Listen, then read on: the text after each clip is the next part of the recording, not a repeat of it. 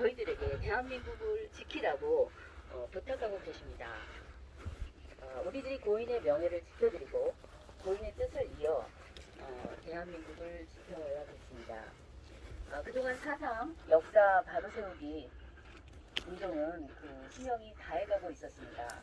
하지만 제주 4.3 사건 재정립 시민연대가 만들어지면서 그 불길이 다시 일어나고 있습니다. 제주 4.3 진상조사위원회에서 활동하셨던 세 분의 위원님께서 저희 시민연대에 고문이 되어주셨고, 또한 최근에 박진경 대령님 유족에서 저희 단체에 연결되셨습니다. 앞으로 활성화가 기대가 됩니다. 우리 모두 최전선에서 최선을 다해서 열심히 싸워서 또 활동하고 해서 잘못된 역사를 바로 잡았으면 합니다. 모두가 하나가 되어 진실을 회복하는 일에 힘을 모으면 반드시 승리할 수 있을 것이라고 믿습니다. 감사합니다. 수고했습니다. 다음은 우리 박진경 대령 양력 보고가 있겠습니다. 마지막 우리 제주 4.3 사건 재정립 시민연대 교육정립위원장 우리 이성학 위원장께서 양력 보고하겠습니다. 고 박진경 대령 양력 보고를 말씀드리겠습니다. 고 박진경 대령님은 경남 남해군 남면 출신으로 진주고보를 졸업하고 일본 대판 외국어학교 영어학과를 졸업하자 학도 특별지원병에 강제 징진되어 일본 마스도 공병 예비사관학교 수료 후 소위 임관 후 제주에 근무, 해방이 되자 부산 국방경비대 제5연대 창설 시 사병으로 입대 참여하였고, 미 군정으로부터 일본 통치하에서 습득한 전투 기술을 신생 조국을 위해서 최대한 활용해야 하지 않겠는가라는 권유에 따라 군사영어학교를 거치지 않고 1946년 4월 25일부 현지에서 군번 만 91번 소위로 임관하였습니다. 그 후 부단한 노력 끝에 1년 5개월 만에 중령으로 진급하여 국방경비대 총사령부 초대 인사국장을 거쳐 1948년 5월 6일 제주 제9연대장 김일령 중령 후임으로 취임하였습니다. 박진경 중령은 제주 부임 한 달 만에 6월 2일부로 중령에서 대령으로 진급하였습니다. 이 진급은 4개 전투대대를 지휘함으로써 여단장급으로 격상된 직위 진급이었습니다. 좌파에서는 이를 두고 적극적인 토발로 전과를 감안한 진급이었다고 주장하지만 정과는 미비했고 실적도 없이 토벌이 의지만으로 진급을 결정하지는 않습니다. 고 박진경 대령님은 제주 4.3 사건을 슬기롭게 진압할 수 있는 유능한 장교였으며 선무공작 후 진압작전을 전개하였습니다. 주민들이 민심을 돌리기 위하여 단위대장에게 선무공작을 강조하였다는 긍정적인 평가는 그의 부하들이 말하고 있습니다. 당시 연대장 밑에서 소대장으로 근무했던 주월 한국군 사령관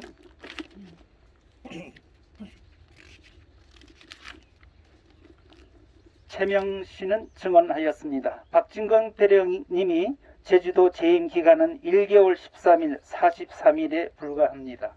실제 부대를 장악하고 작전을 지휘한 기간은 이보다 더 짧습니다. 5월 10일 총선거일 날 제주읍에서 김달삼은 5.1기준 등 양측 5명이 비밀회합하여 정보교환, 무기공급, 토벌작전, 사보타주, 탈영병 적극 추진, 특히 반동이 거두 박진경 연대장을 암살하기로 합의. 이것은 박진경 대령님이 부임 4일 만에 암살 계획을 결정했던 것입니다.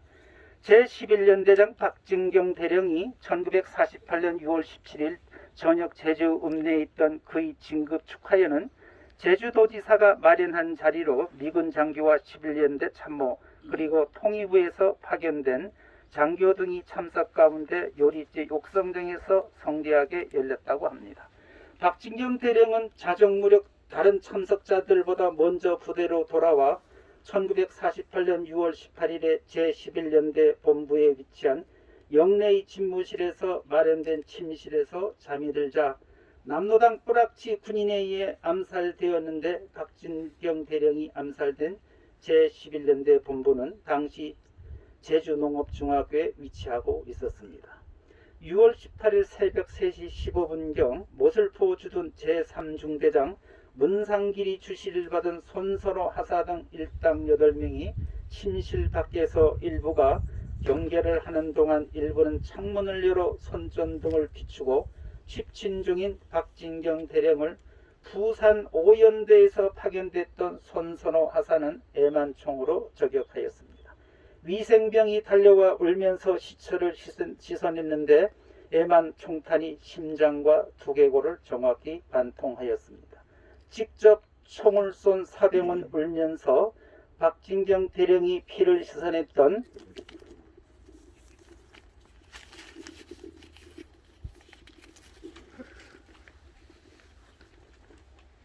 그 위생병이 손선호였습니다. 젊은 고급 장교로 유명을 달리한 박진경 대령이 그때 나이는 만 29세였습니다. 박진경 대령이 암살 사건을 주도한 이는 남로당 세포였던 제9연대 3중대장인 문상길 중이었고, 수사 과정에서 문상길 중위를 비롯해 강자규 하사, 항주복 하사, 김정도 하사, 손선호 하사, 배경용 하사, 양회천 2등 상사, 신상우 1등 중사 등이 체포되었습니다. 문상길, 신상우, 손선호, 배경용 등 3명은 8월 14일 열린 고등군법 회의에서 사형을 언도받았으며, 문상길 중위와 손선호 하사는 1948년 9월 23일 경기도 수색이 한 기슬에서 총살령이 집행되었습니다. 숙군이 시초는 제주 4.3 사건 당시 제11연대장 박진경 대령이 암살되면서 암살반 문상길 중위 일당을 체포하는 사건으로 볼 수 있습니다. 이어서 여수 14연대 반란 사건 계기로 육군본부는 바로 남로당 뿌락치 대대적인 숙군을 하게 되며 이후 군 입대제에 대한 사상 검열이 강화되었습니다. 좌익 혐의에 대한 검거가 군 전체로 확산되었습니다. 비록 우리 박진경 대령 제11연대장님은 젊은 나이에 돌아가셨지만 숙군의 열과 국군은 정치적으로 균일한 성격을 가지게 되었으며, 숙군은 국군 내의 좌익 세력을 제거할 수 있었으며, 국열과 6.25 한국전쟁 시기 국군은 전쟁 초기 패배에도 불구하고 내부로부터 와해되는 것을 방지할 수 있었습니다. 이것으로 보아서 고 박진경 대령님이 죽음은 헛되지 아니함을 볼 수 있습니다. 장례는 1948년 6월 18일 국군 최초 육군장으로 엄소되었고, 1950년 6.25 한국전쟁 때 나라에서는 을지 무공훈장을 수여했습니다. 이상으로 고 박진경 대령 제11연대장님 양력 보고를 마치겠습니다. 감사합니다.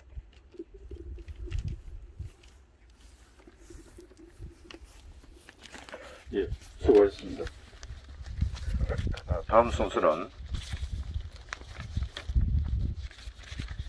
우리 박철균, 박진경 대령님 손자십니다. 유족 인사가 있겠습니다.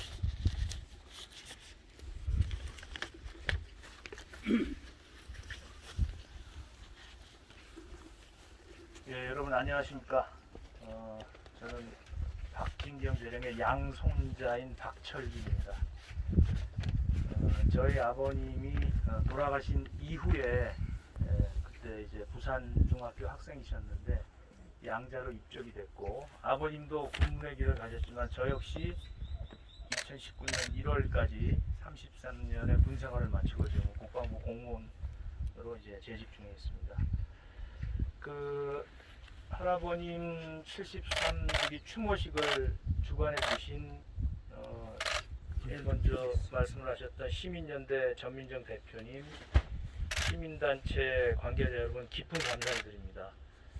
그리고 저도 자료를 공부하면서 책으로 뵀던 나종삼 위원님과 여러 원로 여러분들, 그리고 제주도에서 할아버지 공덕비를 포함해서 올해는 여기서 열렸지만 코로나 이전까지 수십 년간 할아버지의 어떤 업적과 공덕을 기리면서 해주신 뜻있는 제주 도민 여러분과 이승학 총장님께 감사를 드립니다.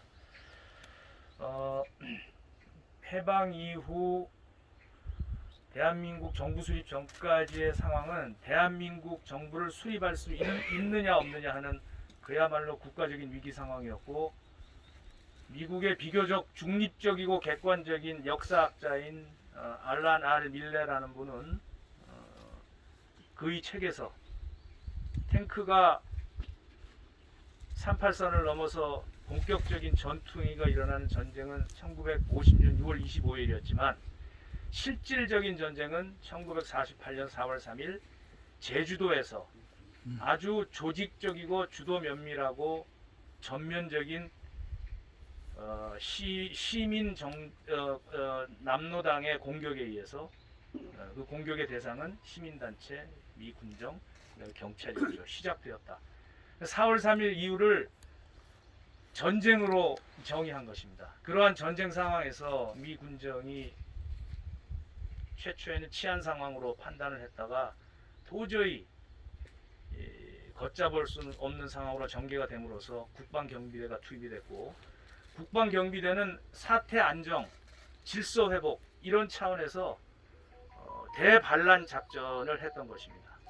그 과정에서 아까 양력 소개에서 말씀하셨지만 이 박진경 대령의 지침은 1단계 선무공작, 무고한 도민을 보호하겠다는 작전 개념이었고, 2단계는 이제 강력한 토벌 작전을 시행하는 것이었는데, 제가 2004년에 전방 대대장을 나가기 전에 최명신 장군이 저를 한 그 시내 남대문 옆에 있는 호텔로 불러서 점심을 사주시면서 본인이 파월 사령관으로서 선무공작과 베트남 주민들을 보호했던 작전에 대한 영감은 박진경 대령으로부터 받은 것이다 라는 증언을 분명히 했고, 또 그나마 다행스러운 것은 이 좌편향적이고 진보 성향의 보고서가 작성은 되었지만 4.3 사건 진상 보고서 212쪽에도 최명신 장군의 이제 체록이 기록되어 있는 것은 그나마 얼마나 다양한 일인지 알 수 없습니다.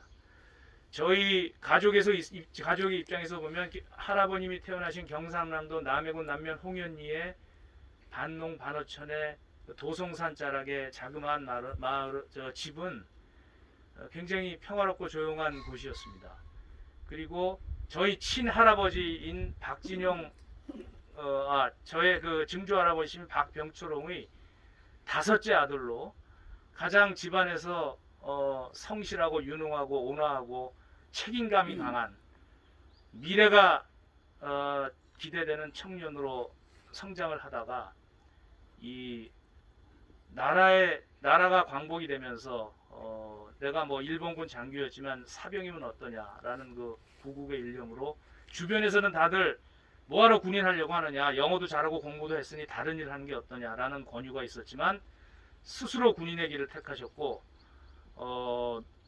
미 군정의 임무 수행 중 돌아가셨는데, 저희 집안으로서는 저는 그때 뭐 태어나지도 않은 상황이었지만 정말 청천벽력과 같은 비극이었고, 가장 아꼈던 5번째 막내 아들을 두셨던 저희 증조 할아버님이신 박병철 옹께서는 뭐 쓰러지시고 넘어지실 정도로 큰 슬픔이었다고 합니다. 근데 그러한 그 억울한 죽음에도 불구하고 이 최근에 여러 가지 이 할아버지를 매도하고 프레임으로 왜곡하는 것들을 보면서 정말 그 슬픔과 분노를 더 이제 금할 길이 없습니다. 그래서 제가 아버님이 돌아가시고 1000번째 맞는 4.3을 이제 지냈는데 결코 이 왜곡된 진실과 주장들이 많은 사람에게 상처를 줍니다. 그리고 이 사실관계를 외면한 이러한 일들은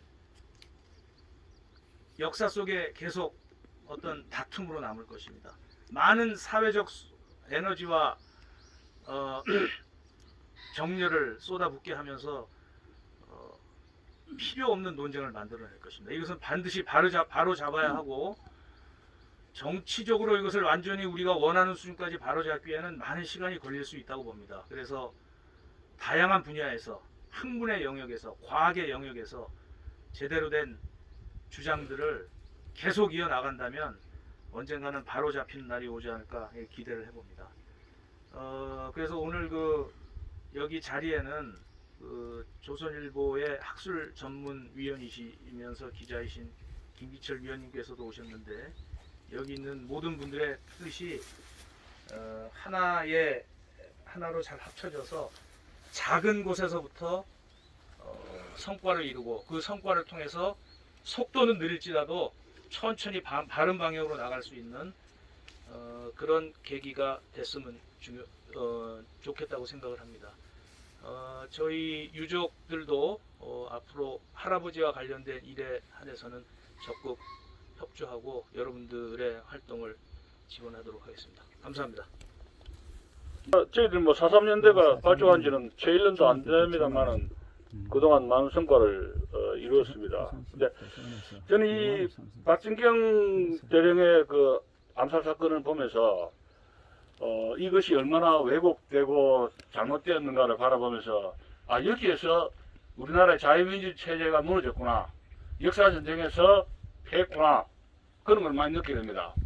첫째로 박진경 대령이 제대로 토벌 하기도 전에 남로당 프락치에서 아주 비열하게 잔인하게 암살이 됐는데 그것을 아주 순거자식으로 해가지고 죽은 자가 암살자가 안중무처럼 미화되면서 전 언론에 지금 공세가 시작된 더불어서 또 그리고 김학렬 중령이 왜곡해서 30만 명 제주도민이 죽어도 좋다, 이런 식으로 그것이 사실 확인도 안 되는 것을 언론에 유포되면서 박진경 대령님은 사실 두 번 좌익에 의해서 죽음을 당했습니다. 자, 그렇다면은 바로 이 박진경 대령을 우리가 제대로 올바로 평가하고 살리는 것이 우리나라 자유민주주의를 살리는 것인데, 이것은 역사 전쟁에서 우리가 승리해야 된다는 중대한 과제를 안고 있는 것입니다. 따라서 우리는 이 자리에서 한 중령의 억울한 죽음을 애도하는 것이 아니라 국가를 정상화시키고 자경화된 이 나라를 바로 세우기 위해서는 역사 전쟁에서 승리하겠다는 그 결의를 다짐하기 위해서 이러한 비가 오는 날씨에도 여기에 와 있다는 사실을 우리는 명심을 해야 될 것입니다. 우리가 비록 숫자가 작지만은 이것이 하나의 미랄이 되어가지고 우리나라를 바로 세우고 이 나라를 온전하게 남북관계에서 공산주의에 대해서 승리하는 그 날의 기점이 바로 오늘이라는 것을 역사가 의해서 기록되는 그런 날이 되도록 우리는 이 자리에서 결의가 있고 맹세가 있고 어떤 동지애로 뭉치는 이 혁명적인 정신을 바로 여기에서 출발해야 되지 않는가, 그런 생각을 하게 됩니다. 그 당시에 1946년에 박헌영이는 10월 달에 이 시체를 가정해가지고 북으로 도주를 했거든요. 그렇다면은 북한에 있는 박헌영과 남로당 두목과 제주도에 있었던 제주도당 남로당 프락치의 문승길 중위하고는 깊은 한반도의 북한의 박헌영과 저 멀리 있는 제주도와의 그 남로당 간에 이러한 공산 세력과 남로당과의 연결은 단순한 이 제주도의 하나의 무슨 의분을 해가지고 학살을 하려니까 죽인 것이 아니라 이 한반도 전체의 공산주의 세력과 막 건국하려는 자유민주주의 세력 간의 치열한 전투 속에서 일본 타자에 가장 비참하게 아주 야비하게 죽었던 인물이 바로 박진경 대령이라는 사실입니다. 따라서 이것은 공산주의와의 대결인 것이고, 우리가 북한의 공산주의를 정리하지 않으면 이러한 박진경과 같은 이러한 억울한 죽음은 지금도 계속되고 결국은 우리의 사랑하는 조국, 우리의 사랑하는 우리의 자손들에게도 계속 연결되고, 우리 한국은 지금 공산화의 바로 목전에 허덕이고 있다는 그 놀라운 사실을 말씀을 드리는 것입니다. 그래서 우리는 박진경 중령 대령의 억울한 죽음을 다시 복원하고 그의 역사를 바로 쓰면서 나라를 정상화시키는 결의를 해주셨으면 좋겠습니다. 그리고 우리 언론들은 박준경 대령이 죽음으로써 그 가게가 그의 부인이 그 결혼을 한 지 얼마 안 돼가지고 얼마나 비참하게 그 여생을 살았던가. 정신병자기 차원에서 평생을 병원에서 묻혀 있었는데 그 억울했던 그 한 많은 여인의 인생은 누가 보상을 해줍니까? 4.3특별법이 보장해줍니까? 5.18 유권자법이 보상을 해줍니까? 국회가 보장을 해줍니까? 아무도 그 분의 평생을 사랑했던 그 남편을 그리워했던 그 여인의 슬픔을 누가 보상하고 그분의 눈물을 누가 닦아줍니까?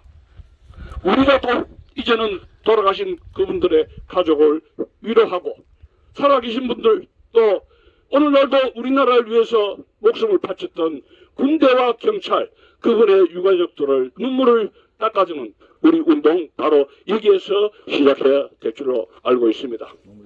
예, 그래서 오늘 우리는 다시 나라를 바로 세우는 결의를 하기 위해서 이 자리에서 왔다는 것을 말씀드리고 정말 감사합니다. 감사합니다. 수고했습니다.